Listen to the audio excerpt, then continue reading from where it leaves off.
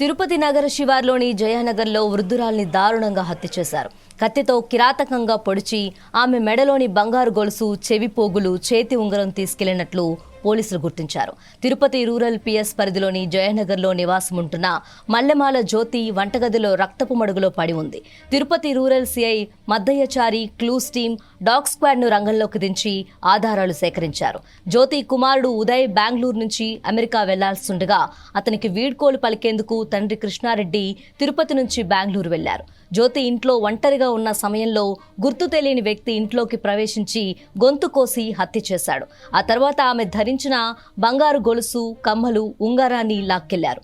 దుండగులు ఇంటి బయట నుంచి తలుపులకు తాళం వేసుకొని వెళ్లటంతో ఆమె మృతి చెందిన విషయం ఎవరికీ తెలియలేదు. బెంగళూరులో ఉన్న కృష్ణారెడ్డి తన భార్యకు ఎన్నిసార్లు ఫోన్ చేసినా ఫోన్ ఎత్తకపోవడంతో తమ పై అంతస్తులో ఉన్న వారికి సమాచారం ఇచ్చారు. అదే సమయానికి ఇంటి పని మనిషి కూడా తలుపులు కొడుతున్నా లోపల నుంచి ఎలాంటి స్పందన లేదు. దీంతో ఇంటి యజమాని వద్ద ఉన్న తాళం తీసుకువచ్చి తెరిచి చూడగా అప్పటికే జ్యోతి రక్తపు మడుగులో పడి ఉంది. మృతురాలి భర్త ఆంధ్ర బ్యాంక్లో మేనేజర్గా పనిచేసి ఉద్యోగ విరమణ చేసినట్లు పోలీసులు ప్రాథమిక విచారణలో తేలింది.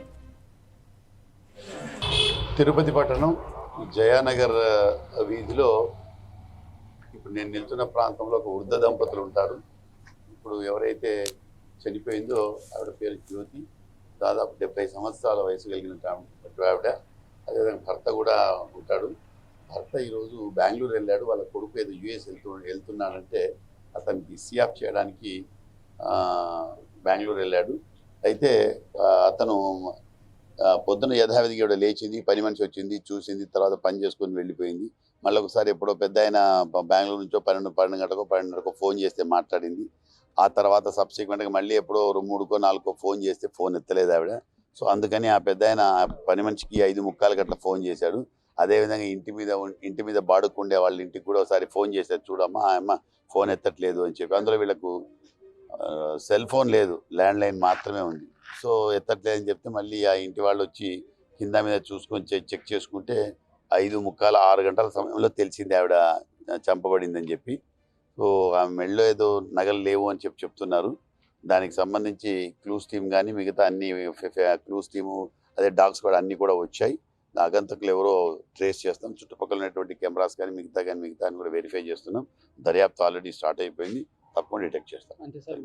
అయితే మేము చెప్పదలుచుకుంది ఏంటంటే ఇప్పుడు ఈ ఇంటికి సీసీ కెమెరాలు లేవు.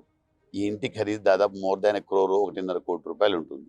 నేను మా వైపు పోలీస్ వారి వైపు విజ్ఞప్తి ఒక్కటే, ఏ ఇంటి వాళ్ళకైనా సరే కొత్త ఇల్లు కట్టుకున్నా లేదు పాత ఇంట్లో ఉన్నా కూడా మా వైపు నుంచి ఒక విన్నపం ఏంటంటే ప్రతి ఇంటికి సీసీ కెమెరాలు పెట్టుకోండి. సీసీ కెమెరాలు పెట్టుకుంటే కేవలం డిటెక్షన్కి కాదు, మీకు కూడా తెలుస్తుంది ఎవరు వస్తున్నారు, ఏం సంగతి ఏంటి. మీరు దాన్ని చూసి కూడా మీరు యాక్చువల్గా డోర్ ఓపెన్ చేసుకునే అవకాశం ఉంటుంది. అందులో ముఖ్యంగా వృద్ధ దంపతులు 70 సంవత్సరాల వయసు ఉన్నటువంటి ఆవిడ, 75 సంవత్సరాలు ఉన్నటువంటి భర్త ఒక ఇంట్లో ఉంటే వాళ్ళకి సెక్యూరిటీ అవసరం కదా మరి. కాబట్టి అందరూ కూడా మా వైపు నుంచి పోలీస్ శాఖ తరఫు నుంచి, జిల్లా పోలీస్ శాఖ తరఫు నుంచి మా విన్నపం ఏంటంటే ఎవరైతే సీసీ కెమెరాస్ పెట్టుకోలేదో దయచేసి సీసీ కెమెరాస్ పెట్టుకోండి.